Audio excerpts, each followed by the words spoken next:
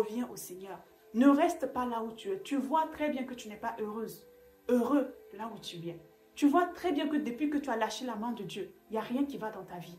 Tu le vois très bien. Tu vois très bien que c'est la confusion. Tu vois très bien que c'est toi-même qui essaies de conduire ta vie, mais ça ne va pas. Reviens au Seigneur.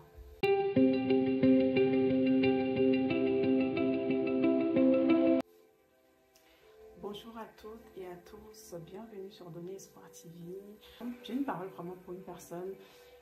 Tu sens que vraiment, en tout cas, que tu t'es éloigné de Dieu, ou tu sens que en ce moment, tu es en train de t'éloigner en fait du Seigneur. Ta vie spirituelle n'est plus trop ça. J'ai eu à cœur vraiment de faire cette vidéo là pour t'encourager et justement pour te donner également des clés. Comment est-ce que tu peux faire en fait vraiment pour revenir vraiment, pour réactiver en fait la présence de Dieu en fait dans ta vie.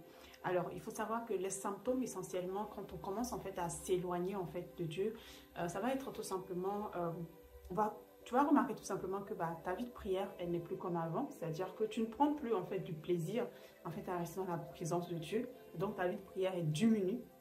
Tes temps de méditation avec la parole de Dieu ne sont plus trop ça, voilà, ou peut-être même que tu n'y passes plus beaucoup de temps du tout, voilà. Tu ne prends plus en tout cas plaisir en fait à aller dans la présence de Dieu, ou même aller à l'église, ça devient un peu comme un fardeau. Donc, c'est vrai que souvent, c'est des situations qui arrivent quand on traverse souvent des moments difficiles et on peut avoir un peu de relâchement. Sauf que bon, ça arrive à tout le monde d'avoir un peu de relâchement spirituel. Moi personnellement, y compris. Mais bon, je rends grâce à Dieu parce qu'en général, quand ça m'arrive, ça ne dure pas plus d'1 ou 2 jours. Voilà, je me ressaisis rapidement. Mais je sais qu'il y a des personnes pour qui ça peut être plus long, plus difficile. C'est-à-dire que ça peut passer 1 semaine, 2 semaines, 3 semaines, voire même 1 mois. Peut-être même que ça fait des mois. Et le problème, c'est que plus le temps passe, plus ça devient difficile en fait de revenir. Et ce qui se passe en général, c'est que l'ennemi va utiliser ça pour te culpabiliser. Voilà. Pour te dire, voilà, tu as lâché la main de Dieu. Donc, tu te culpabilises en fait, sans pouvoir avoir la force en fait de revenir en fait dans la présence de Dieu. Et si au fond de toi, tu as envie de revenir dans ta relation avec le Seigneur, tu veux reconnecter avec ton Dieu, et que pour une raison, pour une autre, tu t'es éloigné du Seigneur et tu veux maintenant revenir, reste connecté jusqu'au bout. Cette vidéo, elle est faite pour toi parce que je vais te donner des clés. Ce sont des choses que moi-même j'utilise régulièrement quand ça m'arrive. Il y a un homme de Dieu qui dit que quand le diable en fait veut te détruire, il commence en fait par détruire en fait ta vie de prière. Voilà. Et quand tu n'as plus de vie de prière, ça veut dire que tu n'as plus de communion avec Dieu parce que la prière, c'est par essence, la définition même, c'est communion avec Dieu. C'est le temps où nous communions avec le Seigneur, où nous le laissons nous remplir en fait. Donc tu n'as plus de vie de prière, tu n'as plus de vie de méditation, en fait tu n'as simplement plus de relation en fait avec Dieu. Donc la première chose en fait que j'aimerais tout simplement te dire, c'est d'abord la connaissance vraiment de la vérité, d'accord? La première chose que je veux que tu saches, c'est que rappelle-toi que l'amour de Dieu n'est pas conditionné par le fait que tu pries ou que tu ne pries pas. Ça c'est un. L'amour de Dieu pour toi n'est pas conditionné par cela. Que tu pries, que tu ne pries pas, Dieu, il t'aime quand même. Il t'aime et son amour est invariable. C'est ce que la Bible nous dit dans Isaïe 54, verset 10. Je veux vous lire la parole de Dieu qui dit que, c'est Dieu même qui nous parle, il dit, même si les montagnes se mettaient à bouger, même si les collines venaient à chanceler, mon amour envers toi ne bougera jamais. Mon alliance de paix ne chancelera pas, déclare l'Éternel rempli de tendresse. Pour qui? Pour toi. Voici la parole que le Seigneur te dit. Donc, mon frère, ma soeur, bien-aimé, cher ami, Dieu t'aime. Donc, ne laisse pas ces voix-là, ne laisse pas ces pensées-là qui disent, oh, tu es devenu indigne, tu es devenu, regarde, qui te culpabilise. Non, te faire douter de l'amour de Dieu pour toi. Dieu t'aime. Même le fait que tu te sois éloigné de lui, même le fait que tu aies lâché sa main, Dieu t'aime.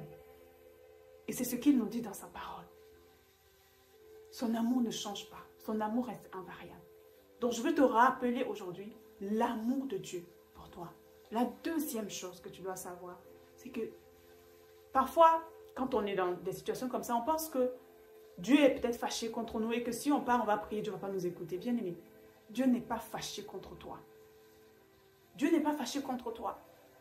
Et c'est ce qu'il nous dit dans Romains 5, verset 1, nous dit que puisque nous avons été déclarés justes en raison de notre foi, nous sommes en paix avec Dieu grâce à notre Seigneur Jésus-Christ.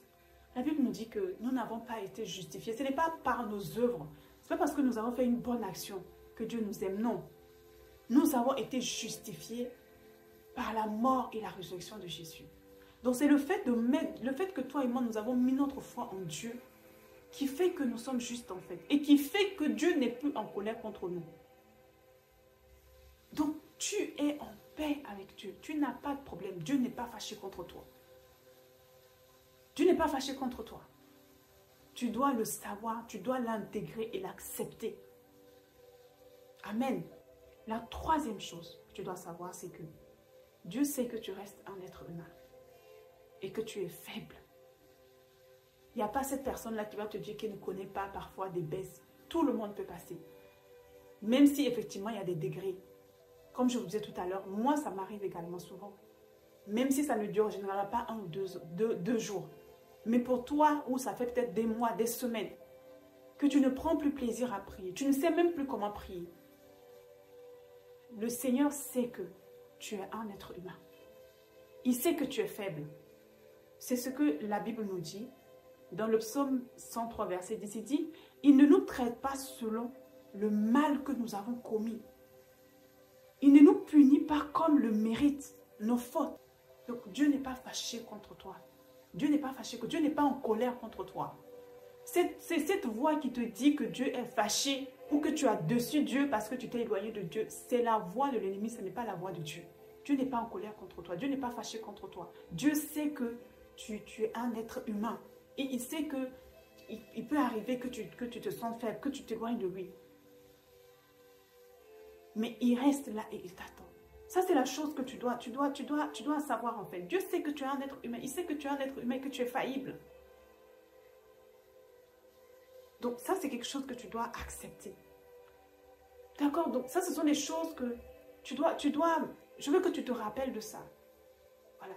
Que tu n'as pas dessus Dieu. Dieu n'est pas découragé. C'est vrai, le cœur du Père n'est pas content parce que tu t'es éloigné de lui. Mais cela ne change en rien le fait qu'il t'aime. Cela ne change en rien que il n'est pas fâché contre toi. Maintenant, comment faire maintenant pour revenir?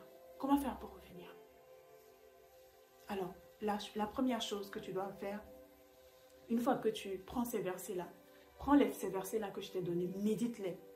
Et la chose à faire, c'est de tout simplement reviens à lui. Reviens à lui. Tu sais, comme l'enfant prodigue, qui a demandé les biens à son père et qui est parti les dilapider. Je t'invite à aller prendre ce passage-là et à le lire. Tu vas voir à quel point Dieu attend avec impatience que tu reviennes.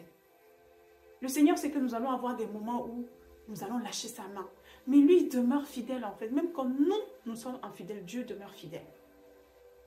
Il ne change pas. Et il attend. Ce père-là attendait. Malgré que son fils a pris son argent, son héritage, allait dilapider toutes ces choses qu'il a bâties pendant des années. Il attendait devant la porte, il attendait le retour de son enfant. Et quand il a vu, il ne l'a pas accusé. Il n'a pas dit, mais tu ne vaux rien, regarde ce que tu as fait, tu m'as dessus, et tout, et tout, et tout, et tout. Non, le père n'a même plus pensé à ce qu'il a fait. Le père l'a accueilli. La Bible nous dit que le père, il a couru à sa rencontre. Il a pris dans ses bras. Et il a organisé un festin pour lui. Donc, pour toi qui m'écoutes, quel que soit le nombre de temps depuis lequel tu t'es éloigné du Seigneur, reviens. Dieu t'attend à la porte, comme ce père prodigue qui est à la porte, qui attendait son enfant. C'est comme ça que Dieu te tient à la porte et il t'attend en fait. Donc, reviens à lui maintenant même aujourd'hui, pendant que si tu es en train d'écouter cette vidéo, reviens à lui. Va dans la prière, va dans sa présence. Va dans sa présence. Coupe tout, les réseaux sociaux, coupe tout, mais va dans sa présence. Humilie-toi. Humilie-toi. C'est ce que le fils prodigue a fait. Quand il est revenu, il a dit, mon père, je ne suis pas digne d'être appelé ton fils. Il s'est humilié. Humilie-toi. Demande pardon à Dieu. Dis-lui comment tu te sens. Qu'est-ce qui a fait que tu t'es éloigné de lui? Demande-lui pardon. Et dis-lui que tu sais que son amour pour toi n'a pas changé, ne changera jamais. Tu demandes pardon, tu t'humilies et tu lui demandes de te remplir à nouveau. Demande-lui de restaurer ta vie de prière. Demande-lui de restaurer ta communion avec le Saint-Esprit. Demande-lui. Et s'il y a besoin que tu refasses la prière du salut et que tu invites à nouveau le Seigneur Jésus dans ton cœur, n'hésite pas à le faire. Je vais te mettre en barre de commentaires la prière. N'hésite pas à le faire. Mais reviens au Seigneur. Ne reste pas là où tu es. Tu vois très bien que tu n'es pas heureuse. Heureux là où tu es. Tu vois très bien que depuis que tu as lâché la main de Dieu, il n'y a rien qui va dans ta vie. Tu le vois très bien. Tu vois très bien que c'est la confusion. Tu vois très bien que c'est toi-même qui essaies de conduire ta vie, mais ça ne va pas. Reviens au Seigneur.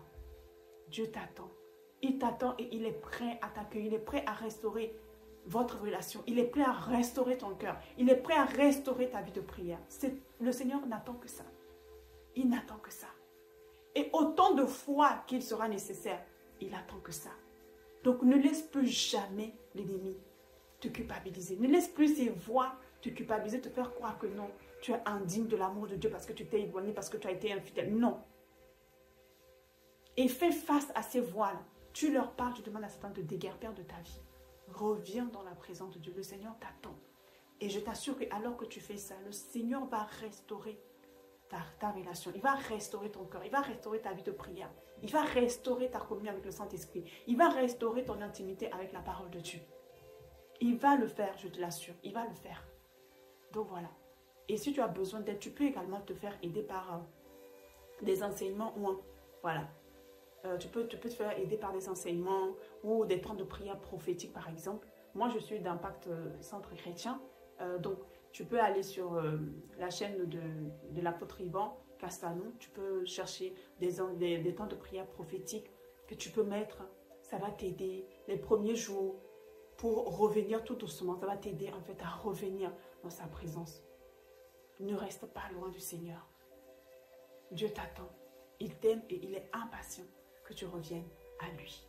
Donc voilà. Donc c'est ce que je voulais partager avec toi. Et je prie que si tu te retrouves dans cette vidéo-là, que tu ne l'écoutes pas et que tu oublies, non. Mais dès aujourd'hui même, va dans sa présence, dès l'instant même, va dans sa présence et humilie-toi. Et tu verras que le Seigneur va restaurer. Ce sont des choses que je vis constamment, que je vis régulièrement. À chaque fois que j'ai fait 1 jour, 2 jours, que je sens que c'est pas... Je reviens toujours au Seigneur. Et il est toujours prêt en fait. Il est toujours prêt. Ça n'arrive pas qu'à toi, ça arrive également aux autres. Voilà. Ne regarde pas les super spirituels sur les réseaux sociaux, non. Tout le monde connaît des moments, mais ne demeure pas là-dedans. Et ne te laisse surtout pas culpabiliser par les voix qui te parlent. Reviens au Seigneur. Il t'attend, les bras ouverts. Il est impatient de pouvoir retrouver cette communion avec toi. Et quand tu y seras, je t'invite absolument à aller regarder ma précédente vidéo que j'ai postée sur les clés pour vivre une vie constamment remplie du Saint-Esprit. Voilà, parce que il ne faut plus que tu repartes, il ne faut plus que tu retrogrades en fait, il faut que tu demeures maintenant. Et pour ça, tu as besoin d'être rempli constamment, tu as besoin d'être rempli constamment en tout temps du Saint-Esprit. C'est ça qui va t'empêcher, qui va te protéger en fait de retrograder ou de t'éloigner en fait de Dieu. Voilà, ce sont des clés que je partage qui sont très puissantes. Donc, va regarder la vidéo et tu sauras comment t'entretenir au quotidien pour demeurer vraiment et préserver cette relation que tu as avec le Seigneur. Sans lui, bien aimé, nous ne sommes rien. Sans lui, nous ne pouvons rien. Il est tout pour nous. Il est tout pour nous. Donc, voilà. Donc, si tu écoutes cette vidéo-là et que tu n'as pas encore donné ta vie au Seigneur Jésus, je t'invite absolument à le faire parce que c'est la meilleure chose que tu puisses faire. Donc, la prière du salut est juste en bas de cette vidéo-là. Tu as juste à l'inviter à inviter le Saint-Esprit, inviter Jésus dans ta vie et tu peux également m'envoyer tout simplement un mail à la suite de cela et ça sera un grand plaisir de t'accompagner dans cette nouvelle marche-là ou tout simplement dans cette nouvelle restauration de ta relation avec le Seigneur. Donc voilà, j'espère que tu as été béni. En tout cas, c'est ce que je voulais partager avec vous. Je vous dis à la prochaine et que Dieu vous bénisse.